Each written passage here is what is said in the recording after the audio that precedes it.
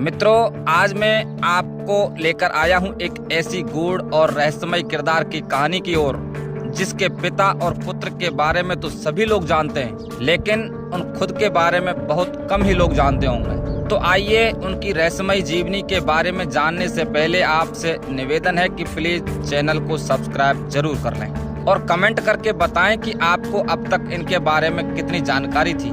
ये वो शख्सियत थे रघुकुल के राजा अज। राजा अज राजा दशरथ के पिता और राजा राम के पितामह थे। वे इक्ष्वाकु वंश के महान शासक थे और राजा रघु के पुत्र थे। उनके शासन काल में अयोध्या संपन्न, धर्मपरायण और सुव्यवस्थित थी। राजा अज का विवाह विदर्भ देश की राजकुमारी इंदुमती से हुआ था। इंदुमती सौंदर्य और गुणों की प्रतिमूर्ति थी। उनके स्वयंवर में आए सभी राजाओं को पीछे छोड़कर इंदुमती ने स्वयं राजा अज को वर चुना।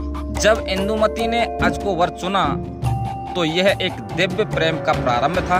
अज और इंदुमती का विवाह एक प्रेम आधारित मधुर और आदर्श दाम्पत्य का उदाहरण था। दोनों ने दशरथ को जन्म दिया, जो आगे चलकर राम के पिता बने। एक बार इंदुमती उद्यान में थी, तभी आकाश से ऋषि नारद का आशीर्वादित पुष्प उनके ऊपर गिरा, लेकिन यह पुष्प ऋषि द्वारा त्यागा गया था, क्योंकि वह अब सांसारिक प्रेम से मुक्त हो चुके थे। इंदुमती जो अप्सरा थी और पृथ्वी पर केवल एक जन्म तक के लिए थी, इस दिव्य पुष्प के स्पर्श से अपनी पूर्व शर्त पूरी कर चुकी थी और उसी क्षण इंदुमती ने शरीर त्याग दिया, बिना किसी रोग, शोक या चेतावनी। राजा अज इस आकस्मिक घटना से पूरी तरह टूट गए। उनका यह वाक्य, ना में तब वियोगदु दुख सदृशम जगति दुखम परमस्ति केवलम, तुम्हारे वियोग के समान संसार में कोई दुख नहीं है। उन्होंने इंदुमती की मृत्यु के बाद स्वयं को पूरी तरह अकेला और निरर्थक समझा। वे दशरथ के बाल्यकाल में ही स्वर्ग सिधार गए। इंदुमती वास्तव में स्वर्ग की अप्सरा हर्षिणी थी, जिन्हें एक ऋषि ने श्राप दिया था कि उन्हें पृथ्वी पर जन्म लेना पड़ेगा और एक बार प्रेम का अनुभव करना होगा। जब वह प्रेम की पूर्णता को पालेंगी तो पुनः स्वर्ग को लौटेंगी। पुष्प के स्पर्श से यह शर्त पूरी हो गई, इसलिए उनकी मृत्यु अकाल नहीं बल्कि नियति का पूर्ण होना था। प्रेमी पति इंदुमती के प्रति उनका प्रेम सच्चा, गहरा और त्यागमय था। संवेदनशील राजा पत्नी की मृत्यु के बाद उनका मन शासन में नहीं लगा।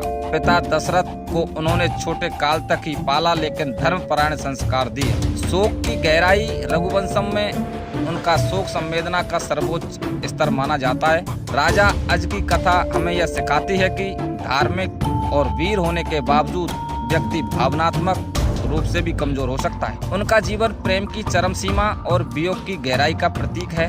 उनकी संवेदनशीलता राम के वंश में मानवीय मूल्यों की एक बुनियाद रखती है। दोस्तों, ये था राजा अज का जीवन और उनके प्रेम का रहस्य।